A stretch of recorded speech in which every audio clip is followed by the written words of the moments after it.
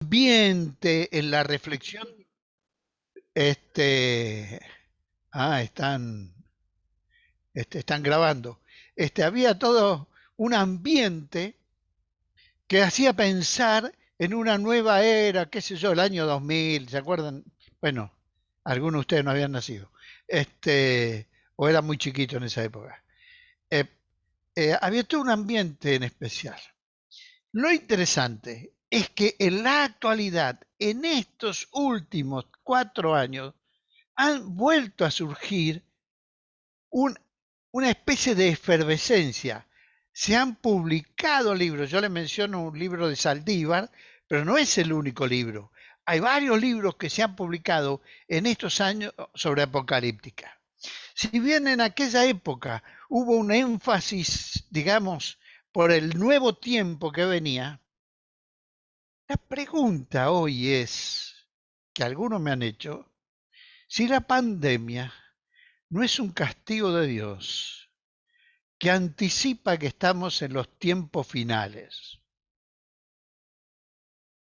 ¿Se acuerdan de los caballos de Apocalipsis? Uno de los caballos, ¿qué color es? Bueno, no le puedo preguntar el color de todo, pero hay uno cuyo color es el que parece estar relacionado con la situación actual, y es el caballo amarillo, que algunos identifican con la peste, es decir, el tiempo de hoy parece indicar. Sigamos adelante. Tengo poco tiempo, me dijeron, así que voy a tratar de aprovecharlo. Aquí está la cita de el gran Saldívar, ¿verdad? Que escribió en 2012. No fue hace 4 años, sino hace 9 años, allí, que él dice esa fascinación que hay. Y agrega un detalle más que no sé si ustedes miran en esa cita. Les agrego que le voy a dar a Pablo el PDF de esto, para que si Pablo quiere y lo considera, lo puede compartir. Él es el profesor. Yo soy un invitado aquí. La cantidad de películas que aparecieron del tiempo apocalíptico. Mi, mi familia sabe que una película que a mí me encanta ver y cada vez que puedo la veo, se llama Mundo Acuático, Waterworld, que habla de que en un tiempo el mundo, como se van a derretir los polos, se va a llenar todo de agua y los hombres van a tener que vivir en lanchas y en atolones allí flotando, y por eso se llama mundo acuático, la crisis que eso produce. Si ustedes recuerdan, en una de las primeras películas que hizo Mel Gibson, que tiene que ver con el fin de los tiempos, es al revés. Es decir, se seca el agua y el mundo está carente de agua y muere de sed. O si miran una que hizo, que yo vi en un avión, lamentablemente por primera vez, que tenía que ver con aviones que se caían, no es buena cosa en un vuelo que te ponga que se puede caer el avión, pero bueno, así es la vida. Eh, Tiene que ver con que se perdió una guerra contra los extraterrestres y nos estaban también sacando el agua, los extraterrestres. Es decir, el cine, la literatura con las novelas fantásticas, estas historias de los dos reinos, el anillo de no sé qué, gracias a Dios no he visto ninguna de ellas, este, eh, eh, porque me parece ya demasiado haber visto algunas otras. Han tomado cuenta de que hay una efervescencia, una, como llama Saldívar, fascinación por lo apocalíptico. Es decir, toda la cantidad de películas donde se ven animales, groseros, ¿cómo se llama esa que aparece un monstruo y se come en una ciudad? Que ven hasta los chicos hoy en día. Es decir, es impresionante. Muestra justamente este detalle, la curiosidad de lo que va a pasar y el sentido de que algo grave va a ocurrir. ¿Qué significa apocalíptico? Allí yo le sugiero una definición y voy luego a avanzar un poquito más en esa definición en el tiempo que tenemos para llegar al punto que Pablo específico me pidió.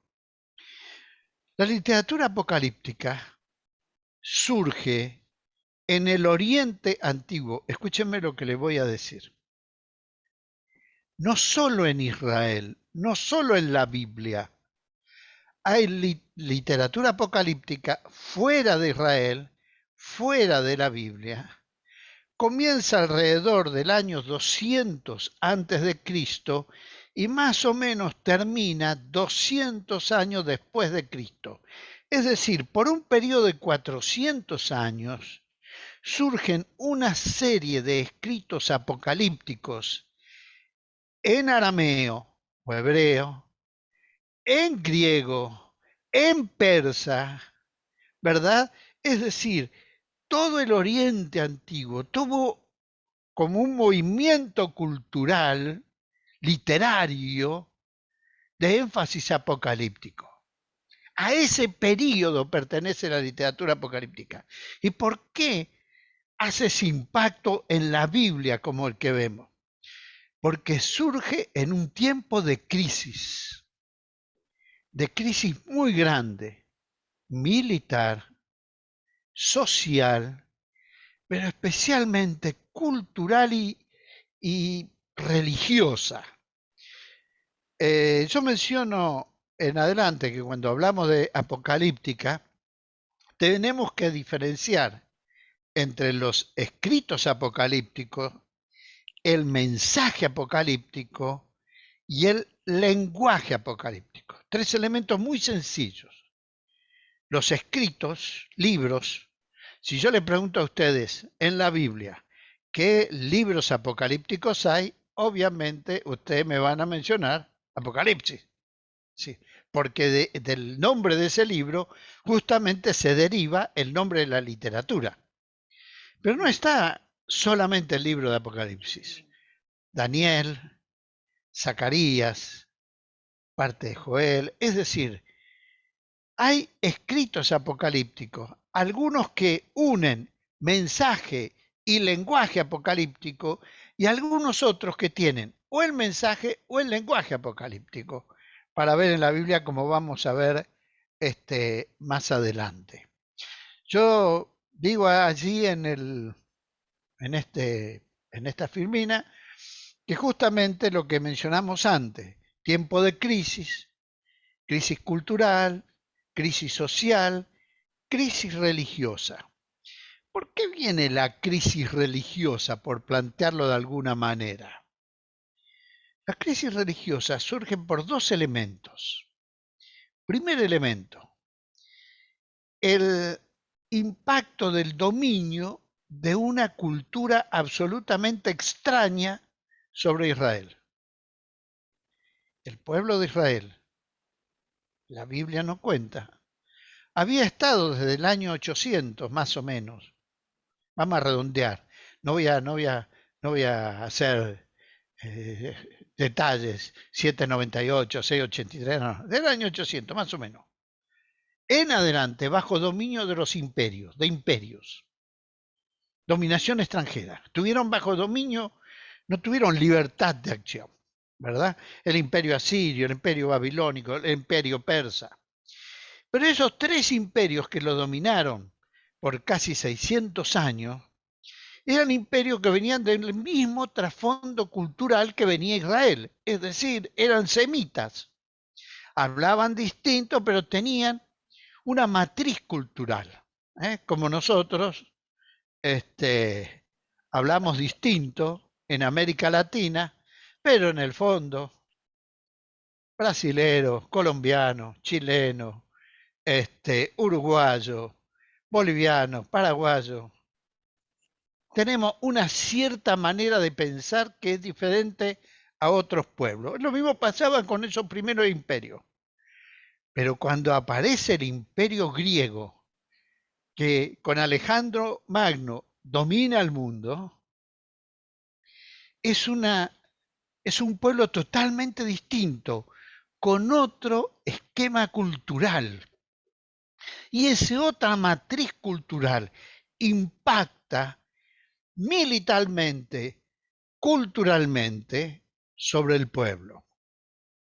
Y es muy interesante también que está asociado con la decepción que el pueblo tuvo de esperar la venida del Mesías y de la liberación.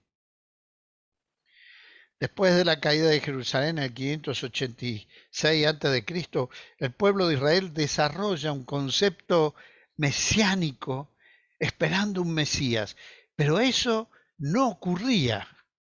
Y con el pasar del tiempo y la situación cada vez peor, hay una decepción.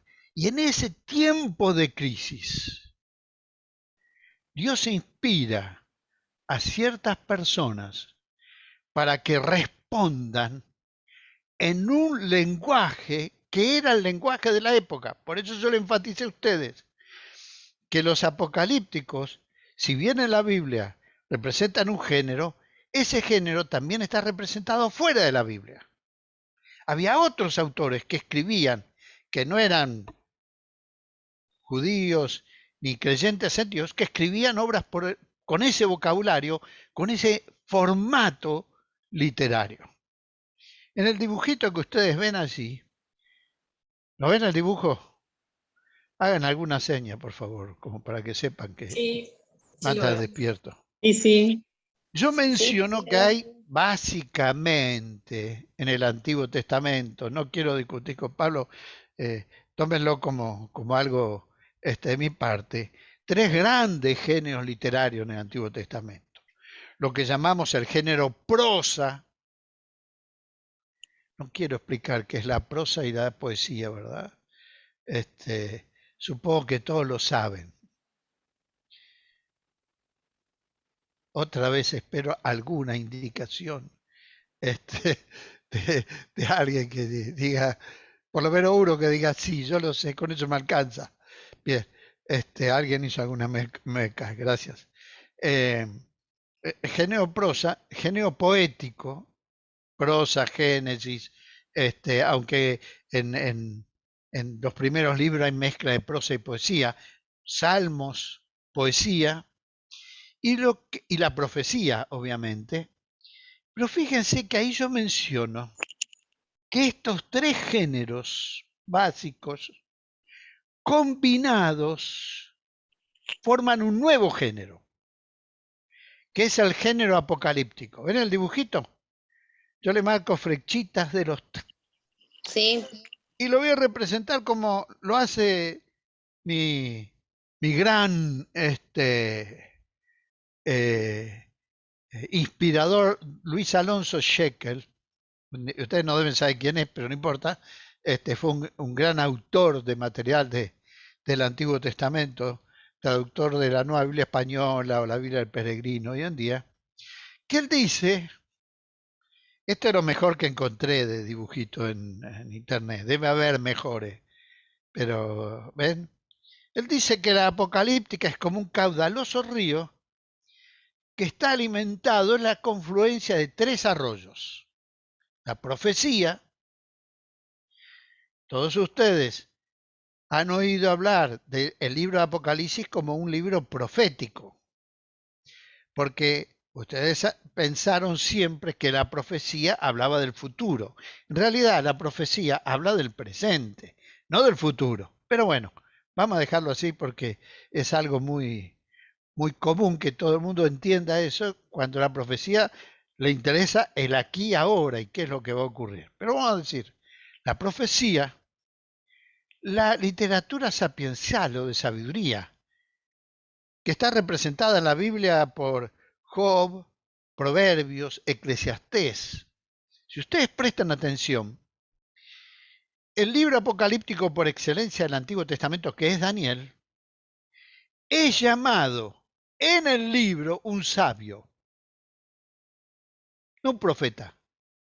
Y en la Biblia hebrea no está entre los profetas, está entre la sabiduría. justamente porque muchos de los autores apocalípticos dentro de la Biblia y fuera de la Biblia se identificaban a sí mismos con la sabiduría, el saber comprender. El mismo libro de Daniel termina diciendo que las palabras de esta profecía van a estar selladas para que los entendidos la entiendan. Obviamente, como no la seguimos sin entender totalmente, no somos entendidos nosotros tampoco, y habrá que esperar un tiempo a que todo se rebusque. Y la tercera es la narrativa. ¿Por qué la narrativa? Porque nos relata cosas. El autor usa mucho el género narrativo. Los autores usan mucho el género narrativo para mostrarnos. El libro de Daniel es el más claro ejemplo. Los primeros 6 capítulos de Daniel representan historias de crisis que va enfrentando Daniel hasta que aparece, y en medio del relato aparecen las figuras apocalípticas y al final es meramente apocalíptico.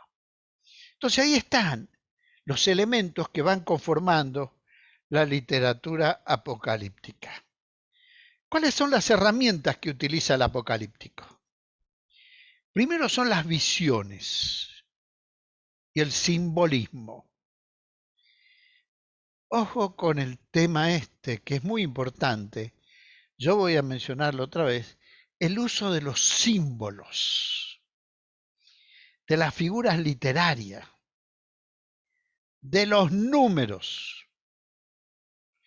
Los números en la literatura apocalíptica tienen un valor distinto a los números en el resto de la Biblia. Por ejemplo, ya en el Antiguo Testamento los números eran más bien no matemáticos como los nuestros. Cuando ellos hablaban de 40 años, en realidad están hablando de una generación, porque para ellos una generación más o menos eran 40 años. Nosotros no hacemos ese cálculo que ellos hacían. Eran números globalizantes, números redondos que simbolizaban algo. En la literatura apocalíptica, la numerología ocupa un lugar muy importante. Fíjense, allí yo menciono varios números. El 1, el símbolo de la unidad, de la existencia independiente. El 2, el símbolo de la fortaleza. El 3, interesante. Ya en el Antiguo Testamento, el número 3 es el símbolo de lo divino. El número 3. El 4, que es el símbolo de lo humano. Porque nosotros tenemos 2 manos, 2 brazos y 2 piernas. Entonces identificaban al hombre y lo humano con los 4 puntos cardinales y la figura 4 puntos hermanos. El 6, que es el número de la maldad, porque el 7 es la relación de lo humano con lo divino. Por eso el candelabro tiene 7 brazos en el templo, porque es el encuentro de Dios con el hombre. Dios que es representado por el hombre representado por el 4, Dios representado por el 3, el candelabro tiene 7 brazos y es el número perfecto de alguna manera. El 10 es el número completo, el 8 es el número del Mesías. Por eso en Ezequiel, en el nuevo templo, primero hay 7 escalones, luego hay 8 escalones, porque es donde va a pasar el Mesías. Y uno pocas veces le da mucha importancia a esos detalles. El 10 es el número completo y el 2 es el número del pueblo, ¿verdad? Por eso 12 tribus, 12 apóstoles, y así podríamos seguir diciendo. Es decir, estas son las herramientas que tenían los apocalípticos para expresarse. Además, la imaginación. Bruce Metzger, un erudito del Nuevo Testamento que hace unos cuantos años atrás, cuando yo era estudiante, o no sé si Pablo ya andaba por el seminario, vos estuviste en esa conferencia, o sea, ya no era estudiante yo. Este, Bruce Metzger decía que la literatura apocalíptica es una literatura que apela a la imaginación, no a la razón. Interesante lo que decía ese erudito tan famoso, editor del Nuevo Testamento griego que seguimos usando todavía hoy en día, un erudito del griego. O sea, la literatura apocalíptica no nos lleva a pensar, sino nos lleva a imaginar, apela a nuestra imaginación, utiliza una serie de herramientas para que nosotros imaginemos cosas que lógicamente no podríamos dibujar. Cuando era adolescente leíamos con los otros chicos, nos divertíamos como locos en aquella época, Apocalipsis, y tratábamos de dibujar las bestias con 7 cabezas, ¿se acuerdan? 7 cabezas, 10 cuernos, 10 diademas. ¿Dónde está la diadema, la cabeza? Entonces hacíamos todos dibujitos raros. De hecho, yo veo ahora a mi nieto dibujando dinosaurio y no tiene mucha diferencia con la cabeza de lo que nosotros imaginábamos de la bestia de aquella época, ¿verdad? Pero nos apelaba a la imaginación, nos, nos, nos invitaba a imaginar. Ahora, eso es la herramienta. Por decirlo de alguna manera, eso es la tapa de la literatura. Adentro está el cuerpo, ¿verdad? Este es un teléfono que tiene una cubierta. Y esa es la cubierta del apocalíptico. ¿Para qué? Para llamarnos la atención, para que nosotros querramos y abramos, entonces veamos el contenido. ¿Y cuál es el contenido? Es el contenido de la revelación. Es lo que viene adentro. Y allí hay una visión distinta de la historia.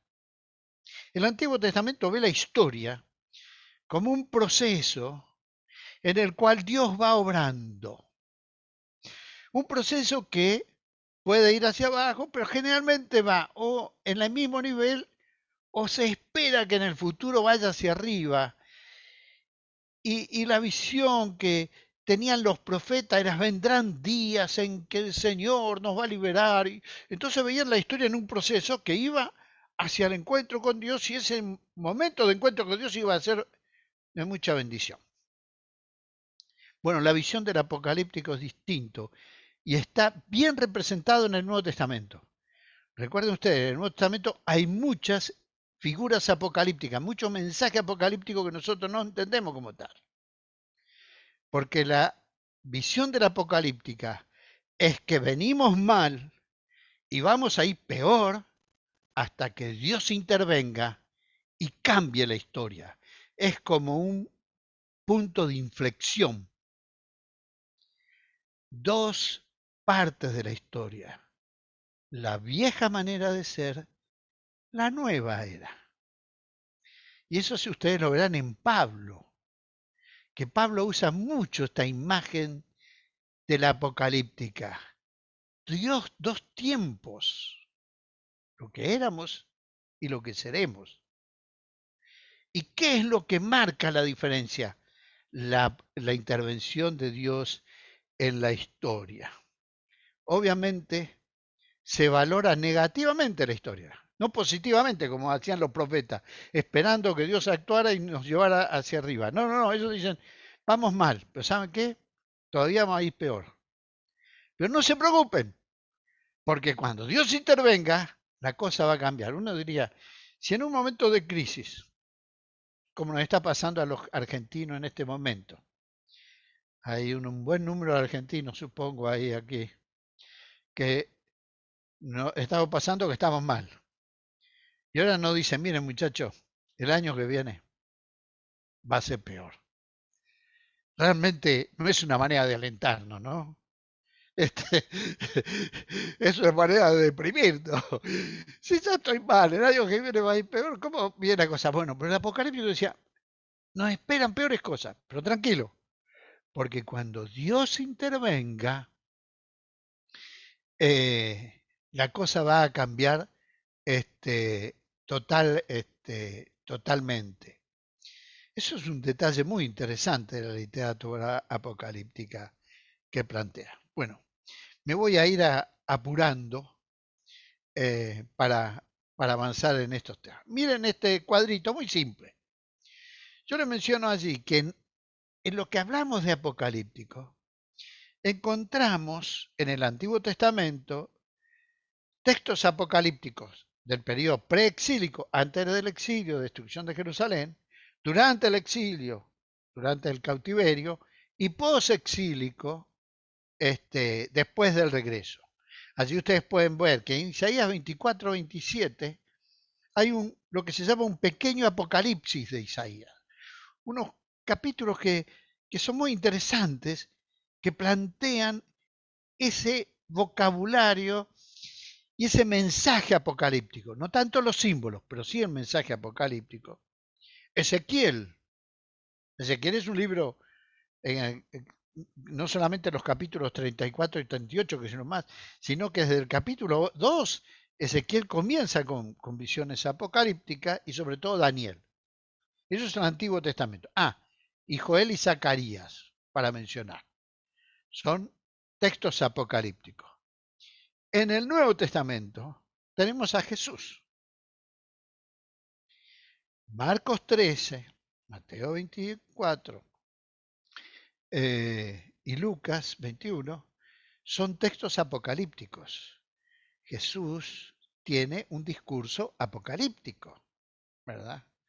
Ese discurso apocalíptico sobre el cual yo hice mi tesis hace 26 años atrás, que ya no, casi ni recuerdo mucho de lo que ahí estaba. Y especialmente el libro de Apocalipsis. Permítanme darle algunos pasos, que es, después de casi 40 minutos, llegamos al punto central de lo que ustedes quieren escuchar. ¿Cómo leer la Apocalíptica? Hay que hacer unos pasos previos antes de leerla. ¿Cuáles son los pasos previos? Leer el texto en más de una versión. Ustedes van a leer un pasaje del Apocalipsis. No lo lean solo en Reina Valera. Yo sé que todos ustedes van a usar Reina Valera.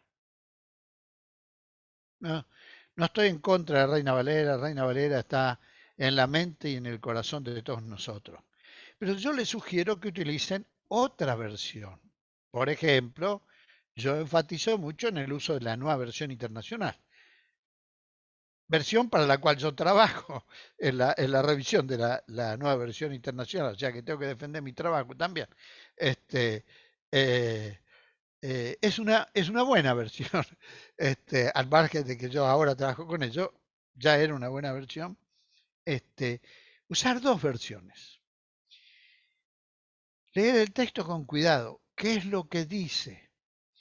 Y sobre todo, recordar las pequeñas palabras, las preposiciones o las conclusiones que son claves. Cuando el autor apocalíptico dice algo semejante a, no dice que es igual a. ¿Entienden lo que estoy diciendo? Esa Sí, palabrita, semejante a, te está tirando ya una clave. No es eso. Estoy usando una imagen que es simbólica de lo que quiero decir. Imaginen ustedes, si alguno de los que está aquí ha andado en auto alguna vez en una ruta, si va por la ruta y ve un cartelito parado al costadito, que hay una vía y un trencito, eso no es un tren, pero nos dice que va a haber un tren. Pero eso no es el tren, no es así una locomotorita que sale humo porque ya no hay más trenes a vapor, pero indica otra cosa. Lo mismo ocurre con la literatura apocalíptica, leerlo y prestarle atención a esas palabras. Entender cuál es el contexto literario, quién habla, en qué contexto habla. ¿Es un ángel el que habla? ¿Es el autor el que habla? ¿Es otra persona dentro del relato que está diciendo algo. Cuando escuchamos que los 24 ancianos dicen algo, no es lo mismo que cuando el ángel le dice a Juan algo, que cuando Juan mismo dice algo. Entonces, ¿quién habla y en qué circunstancia habla? ¿Qué trata de comunicar el autor? ¿Cuál es el mensaje general? Dice el mismo Saldívar, creo, que la apocalíptica es como una pintura impresionista. A mí no me gusta, así que el impresionismo, por lo tanto, para mí no significa nada. Pero a lo mejor, si a ustedes les gusta el impresionismo, que no hay que mirar los detalles, hay que mirar el conjunto. El otro día había un impresionista, unos cuadros impresionistas que yo pensé que mi nieto podía hacer mejores cuadros que él. Con unas caras donde la nariz estaba al costado, el ojo estaba acá arriba, y yo digo, si yo lo pongo a Joaquín a hacer un dibujito, va a salir mejor que este dibujo de este impresionista.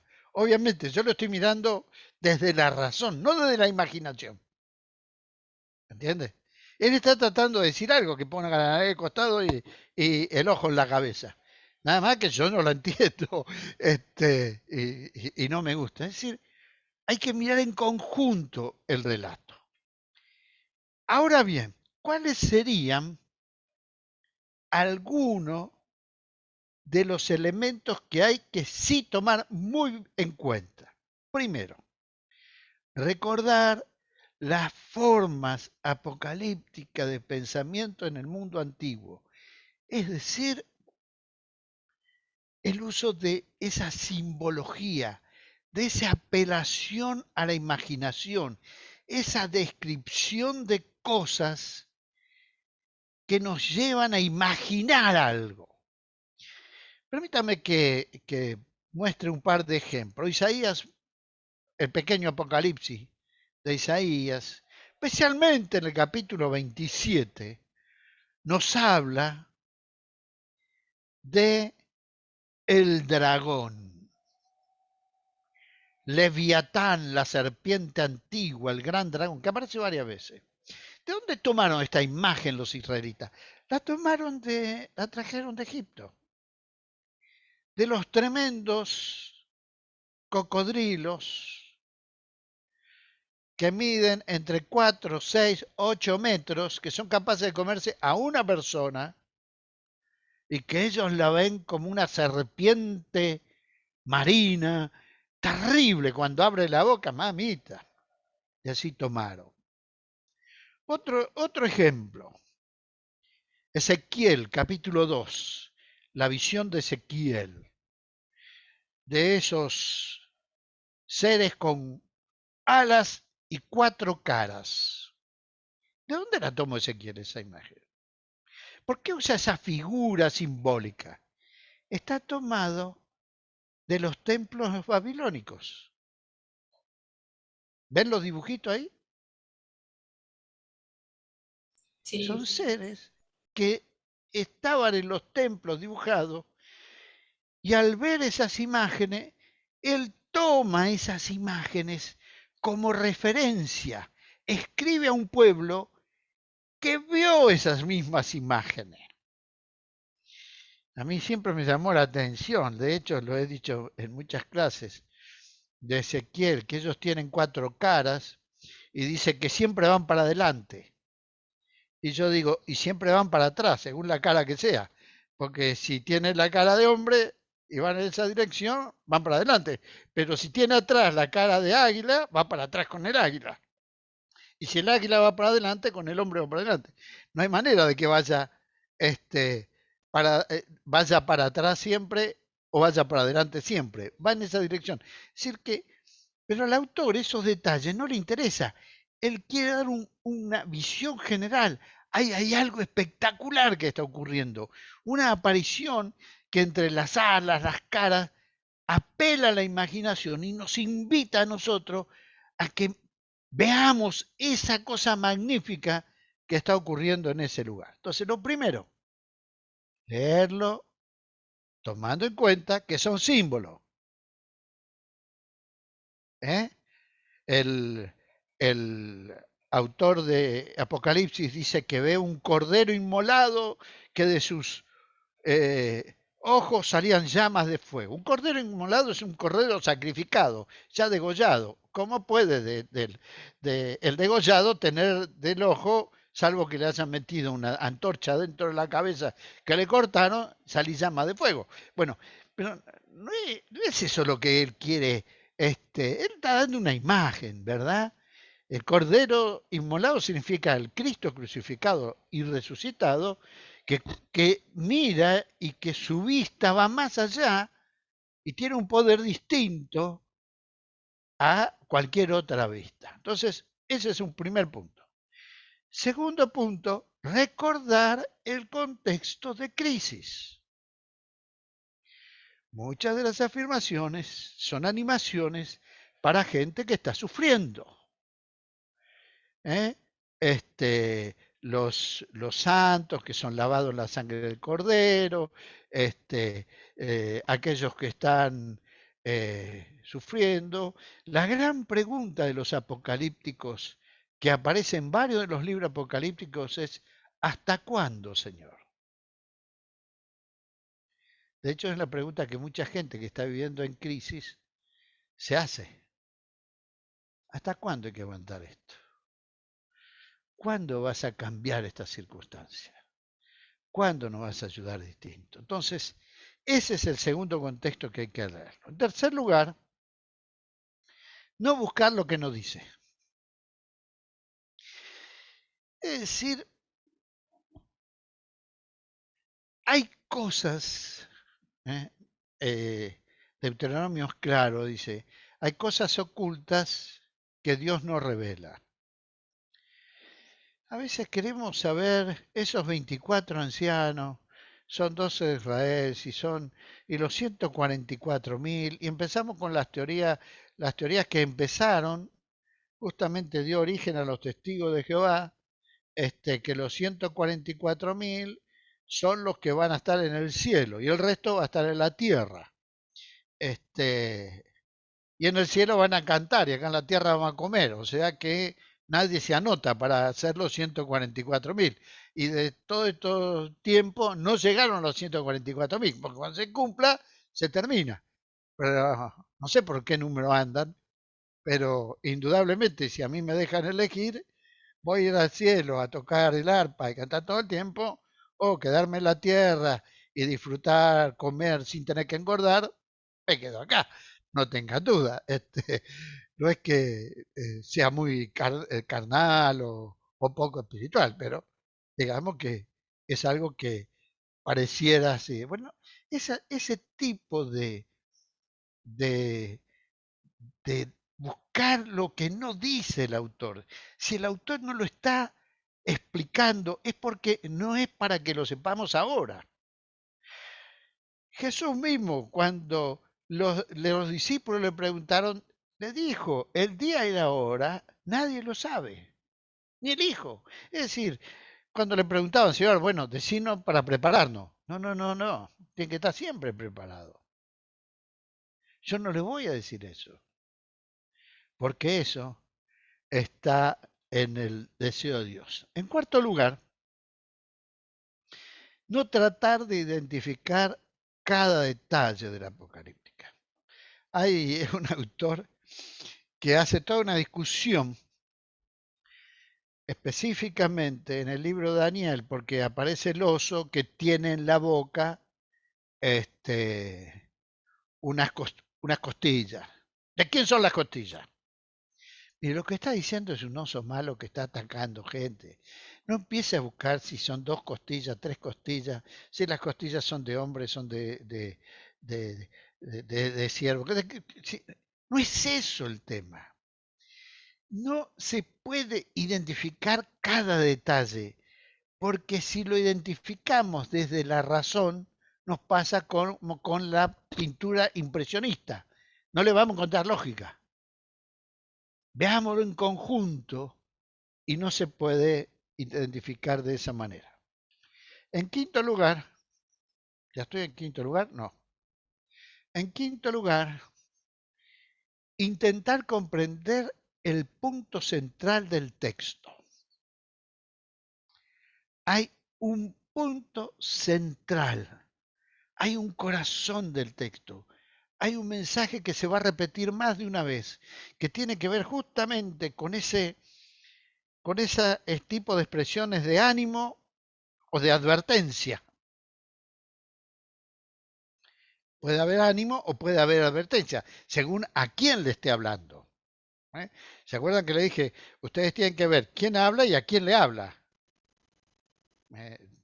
No agarramos solamente el ánimo para nosotros, porque a veces también se advierte al pueblo de Dios en ese momento. Entonces, si es de ánimo o en advertencia.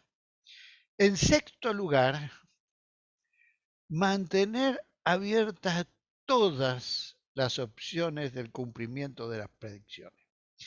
Miren, en el libro de Daniel, especialmente en las 70 semanas, está cuando se cumplió hace 60 semanas. De hecho, en la década del 70, y eso fue antes que yo estuviera en la facultad haciendo mi tesis, salió un libro que se llamaba La agonía del planeta Tierra, de Lindsay.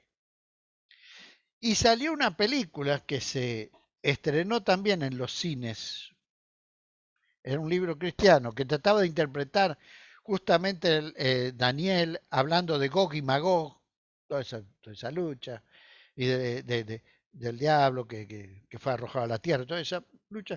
Entonces, estoy diciendo, y el tema era que en 1982, entre 82 y 86 va a venir el fin del mundo. Se iba a cumplir. Recuerdo que un miembro de mi iglesia tenía el libro y creía fielmente eso. Y un día le dijo le estaba despertando a las hijas para ir. Tenía 3 hijas y un muchacho. Estaba despertando a las hijas para ir al colegio y le dijeron, ¿para qué vamos a ir al colegio, papá? Si en el 82 no vamos a terminar el colegio nosotros. Así que no vamos. Si ya el mundo se va a acabar, ¿de qué nos va a servir ir al colegio en este momento, verdad? Es decir, esos son los extremismos. Pero otro extremismo es no darnos cuenta que hay ciertas predicciones que sí se van a cumplir. Y hay que estar atento a eso. ¿eh? Eh, el ejemplo que yo he mencionado muchas veces, cuando yo iba al primario, hubo un eclipse. Estamos hablando, yo iba al primario, estamos hablando de hace casi 60 años atrás, 59. No es lo mismo que hoy, que hay televisión, que lo enfocan de todos lados. Sí, sí, el eclipse era una cosa. Entonces, aún recuerdo que se empezó a poner de noche a la tarde y mi abuela nos fue a buscar al colegio a mi hermana y a mí. Mi abuela era una fiel creyente, leía muchos libros de Apocalipsis y creía que el Señor estaba a la puerta. Todos los días me decía, el Señor está a la puerta. Y yo digo, ¿por qué no entra de una vez? Si va a estar a la puerta todo el tiempo. Entonces mi abuela nos fue a buscar al colegio y nos hizo arrodillar, vamos a orar porque el Señor viene. Ahí estuvimos un rato de rodillas hasta que mi abuela se cansó y dijo, bueno, vamos a tomar algo. Este, porque, es decir, entiendo que a veces hay extremos, pero el otro extremo es el contrario. Tengamos disposición a ver que Dios está actuando y que de alguna manera, en algún momento, su acción va a verse. En séptimo lugar, esto ya está repetido, pero lo vuelvo a repetir, aceptar los límites del lenguaje figurado. Hay un límite en el lenguaje figurado. Algo semejante a, algo parecido a, Yo cito aquí a Joel en el capítulo 2 que dice, el sol se convertirá en tiniebla y la luna en sangre. En realidad, lo que está hablando que la luna no es que se va a convertir en sangre. ¿Ustedes se dan cuenta? Lo que está diciendo es que se va a poner colorada. Entonces, entendamos los límites de ese lenguaje figurado, porque cuando nosotros mismos usamos el lenguaje figurado, no lo entendemos literalmente. Si decimos, esta es una idea traída por los pelos, lo que estamos indicando es que las ideas tienen pelo. Y, y no es así. Nosotros sabemos qué queremos decir con en esa especie de lenguaje figurado. Y finalmente, respetar el silencio del texto. No dicen todo lo que nosotros queremos saber. Un ex rector del seminario, ya fallecido, a veces cuando yo me recibí me decía, Carlito, explícame una cosa. Si vos decís que el, el texto bíblico dice, Jesús, no comeré más de esto hasta que lo vuelva a hacer con usted en el reino venidero, que se va a comer, ¿de dónde va a salir la comida? ¿Quién va a cultivar? ¿Verdad? Este, y yo le decía a Daniel, bueno, ya dije quién era. Este, hay cosas que el texto dice y hay cosas que el texto no dice. Entre paréntesis, una cosa segura es que la recompensa y el paraíso no es no trabajar, es trabajar. ¿Se acuerdan que Jesús le dijo, buen siervo y fiel, sobre poco has sido fiel? ¿Y qué voy a hacer ahora? Te voy a dar más responsabilidad. Entra en el gozo de tu Señor. Pero vas a estar trabajando. Pero eso no es ninguna recompensa, porque para la recompensa para muchos es pensar en el paraíso, en un lugar donde no se hacía nada, y no es verdad, porque Dios puso a Adán en el paraíso para que labrara la tierra, no para que comiera manzana o pera o uva y evitara las manzanas, no, para que trabajara. Respetar el silencio del texto, porque el silencio del texto es muy, muy importante. Muy bien, he cumplido con el horario que me han dicho. Ahora, si alguien quiere hacer una pregunta, me reservo el derecho de no contestar. Pero Pablo, devuelvo cierro acá no sé cómo se cierra acá, pero bueno, ahí está. Ahí cerré, ¿no? Bien, Estamos perfecto. bien. Vale más que un aplauso la exposición. Y bueno, yo sé que hay preguntas y bueno, es tarde en la noche y no queremos también arruinar la cena del profesor, del doctor Carlos Villanueva, pero seguro que hay alguno que quiere sacarse, bueno, me pareció más que pertinente y todo lo que tener en cuenta, al menos los últimos 8 puntos teniendo en cuenta, ya seguramente no vamos a meter la pata interpretando. Bien, ¿por qué no hacemos un espacio pequeño? ¿Les parece un 5 minutos? Que si alguno quiere o tiene una pregunta en el tintero, o ahora o nunca. Después de la clase que viene, el doctor Villanueva no va a estar y yo no le voy a poder responder. Así que, preguntas. Yo, profe, lo que quería preguntar cuando dijo profecía y predicción, las profecías ya están todas cumplidas, menos que el Señor Jesús tiene que venir, ¿no? La venida del Señor Jesús. Estela, no Y te veía. predicción, Estaba mirando.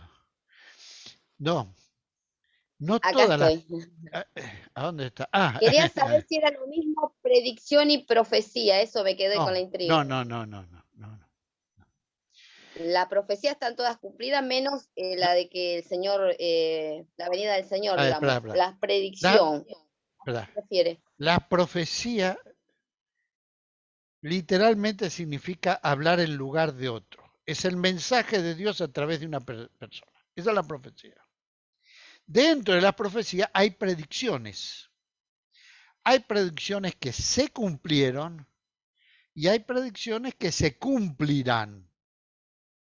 Aún, como yo voy a tratar de hacer honor a lo que yo dije, en algunos casos, cuando nos habla del anticristo, es decir, o del gran símbolo de la maldad que va a venir antes de la llegada del Señor, hay la tentación siempre de identificarlo, o históricamente hubo la tentación de identificarlo con alguien, desde Nerón hasta Hitler, ¿verdad? Es decir, hemos pasado ahí por cada uno que decía, acá está todo, él es el anticristo. Bueno, y no fue, es decir, fue malo, fue uno de los anticristos, pero no el anticristo, que vendrá al final de los tiempos. Hay predicciones que todavía no se han cumplido y que obviamente se cumplirán cuando el Señor venga. Y ahí tenemos que tener la mente abierta para eso. ¿Ok? Gracias. Bien. Muy bien. Otra pregunta, ahí está, Shaldaim. No, bueno, ¿de dónde viene otra pregunta? Muy bien. Bien, así que, Profe, le pregunto. sí, dale, Sebastián. Sebastián. Profe, usted dijo, hay que mirar el conjunto del relato en un momento. Y la pregunta sería, ¿cuál sería el conjunto de Apocalipsis? Si lo puede resumir en pocas palabras. El libro de Apocalipsis contiene los tres elementos que yo mencioné antes. Contiene relatos. Los primeros dos capítulos básicamente son un relato que nos cuentan la historia de la iglesia en ese momento. La iglesia como modelo de lo que estaba ocurriendo. Contienen textos claramente predictivos de algo que va a ocurrir hacia el final de los tiempos y contienen elementos muy proféticos, muy del momento donde está alentando a enfrentar la persecución que ocurre en eso. Si uno ve el libro de Apocalipsis, va a encontrar por lo menos, hay un autor que dice que hay 7 sietes en Apocalipsis. Hasta el momento, yo tenía un dibujito allí, yo encontré 7, comenzando con las 7 iglesias, los distintos 7 que aparecen en el libro de Apocalipsis. A ver acá si los tengo a mano para, no lo voy a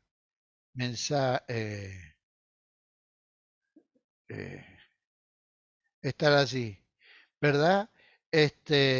Las 7 iglesias, los 7 sellos, las 7 trompetas, las 7 figuras místicas, las 7 plagas, las 7 copas de ira. Vos fíjate que repite 7 todo el tiempo y siempre la sexta da lugar a la primera de los otros. Es decir, la séptima es la primera de los siguientes y es todo un encadenamiento. Allí es donde nosotros tenemos que tomar unidades textuales. De hecho, ver todo el relato en conjunto y darnos cuenta que hay elementos variados en el libro. Justamente la semana próxima voy a comenzar en otro lugar 3 meses de 4 horas reloj por semana estudiando el Apocalipsis. O sea que tratar de simplificarlo en 3 minutos me está costando mucho. A ver, ¿qué decir? ¿Qué no decir? hay que mirar, una cosa son las 7 iglesias, no mezclemos las 7 iglesias con la copa de ira, es decir, se usa el número 7, pero es como un esquema que él va repitiendo, que le sirve para encadenar el relato, para llegar desde la situación actual al futuro glorioso. Si ustedes prestan atención, la Biblia comienza con el hombre en una comunión con Dios en el Edén y termina con el hombre en una comunión con Dios especial en el cielo nuevo y la tierra nueva. Es como un ciclo que se cierra desde el origen al final.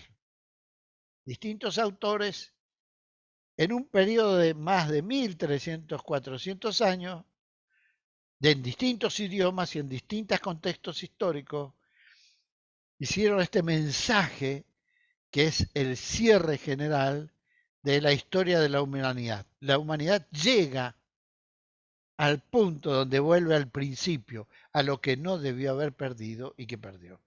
Es decir, es muy difícil, es decir, miremos todo el libro y dentro de ese lugar veamos qué rol ocupa cada cosa en ese contexto. Bien, bueno, gracias por el tiempo con que me escucharon.